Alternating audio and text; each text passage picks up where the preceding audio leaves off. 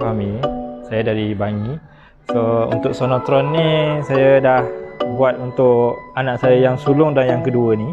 So biasanya dia akan batuk dan sesama lah. So selepas buat rawatan ni biasa dalam masa seminggu dia akan baik. So tak perlu makan ubat batuk ke ubat sesama ke apa, sebab budak-budak kita tak nak dedahkan makan.